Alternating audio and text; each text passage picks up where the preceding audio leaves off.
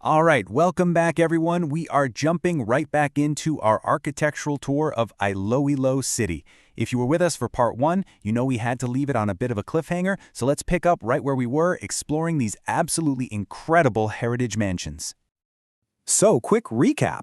Last time, we checked out 5 stunners: the Molo Mansion, the absolutely gorgeous Nelly's Garden, the Lazar's Mansion, Camina Balayang Abato, and of course, Casa Marikit. Each one tells a piece of Iloilo's Golden Age story. But guess what? We're just getting started. Let's dive into the next 6 stops on our tour. Okay, so here's the plan for today. We're going to continue our mansion tour, starting with what I can only describe as an Art Deco battleship. Then we'll see the Eagle of Calle Real, a literal castle in the tropics, and we'll wrap up with 3 final icons before talking about why preserving all this is so important. All right, first up on our list today, stop number 6. And this one, well, it looks like it's ready to just pull up anchor and sail away. We're talking about the Eugenio Lopez Sr. ancestral house, but everyone, and I mean everyone, calls it the Boat House.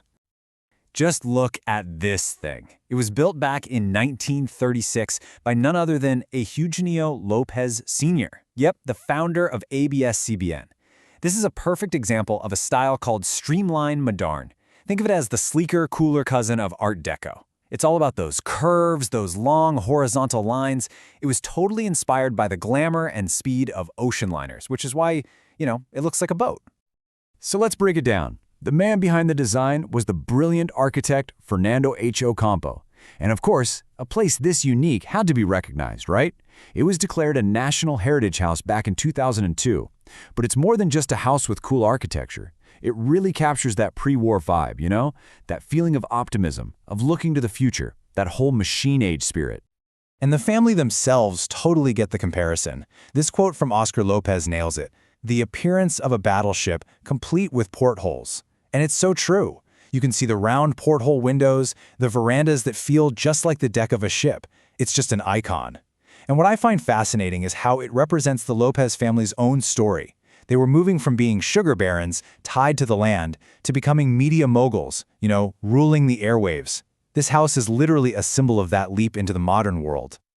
Okay, so from that sleek, modern marvel, we're gonna switch gears completely. Our 7th stop takes us right into the heart of the Calle Real Heritage Zone to see a symbol of pure, classic prestige.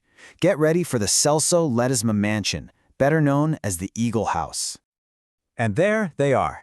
You can't miss the majestic eagles that give this house its nickname. Built way back in 1922 for Don Celso Ledesma, this place is pure Golden Age Iloilo. Back then, architecture was all about showing off your status, and this house screams prestige.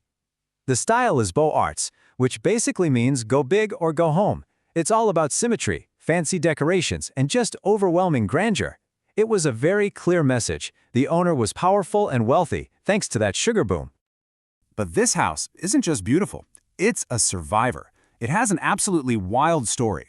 During World War II, it was set to be taken over by a high-ranking Japanese official.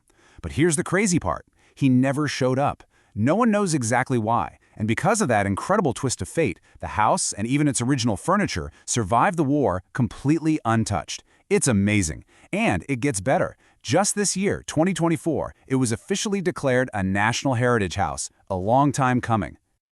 Okay, time for stop number 8. And if you thought the last 2 were something, well, get ready.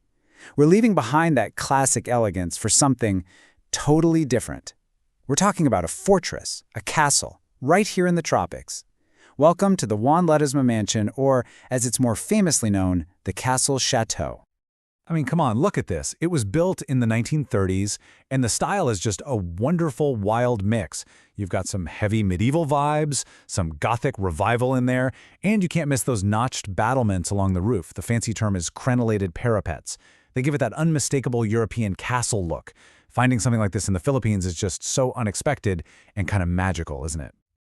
All right, we're going to do a bit of a rapid-fire round now. Let's take a quick look at 3 more incredible homes, because each one adds another fascinating piece to the puzzle of Iloilo's history. So stop number 9 is the Lopez-Vito Mansion. And this place is a fantastic example of something called adaptive reuse, which is a super smart way to preserve these old buildings. It's a gorgeous American colonial-style home, but check this out. The family actually still lives on the top floor, and the ground floor, it's been home to a branch of Isla Bank for years. It's the perfect blend of past and present. Number 10 is the Sanson y Montinola Mansion. This one was built right around the turn of the 20th century, and it feels like you stumble upon a secret garden palace.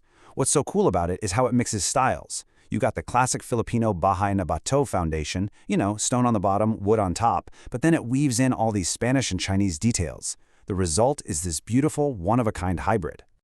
And for our 11th and final stop, we've got a runner-up with so much potential it hurts. This is the Joaquin Ledesma Mansion.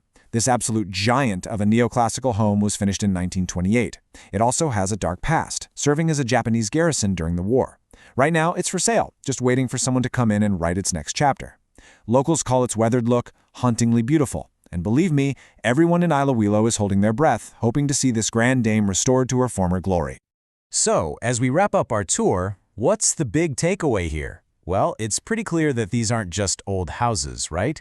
They're more like history books written in stone and wood. They tell the story of a city's rise, its economy, its art, its culture. Every single one is a chapter in the epic story of Iloilo. Every mansion we've looked at tells a tale of ambition, of incredible artistry, and sometimes of sheer survival. Making sure these places are preserved, well, that's how we make sure the amazing story of Iloilo, and really the Philippines as a whole, gets passed down to the next generation, and the one after that. Thanks so much for coming along on this tour with me.